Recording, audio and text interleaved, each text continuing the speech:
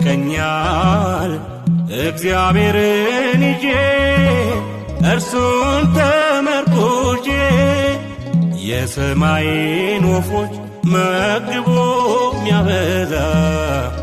እኔን አይተወኝም ልጁን እንደዋዛ ምን ያስጨንቀኛል እግዚአብሔርን ይዤ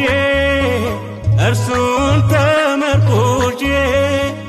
የሰማይን ወፎች መግቦ ሚያበዛ እኔን አይተወኝም ልጁን እንደዋዛ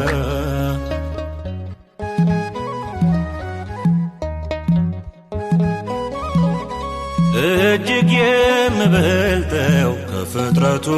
ሁሉ ደግሞ እንደሚወደኝ ነግሮኛል በቃሉ አንድም ለማልጨምር ከንቱ ነው ጭንቀቴ የሚያኖረኝ እርሱ የሰማይ አባቴ ይከፈታል አንኳኩ ይሰጣችኋል ጠይቁ በአንዳች ነገር አትጨነቁ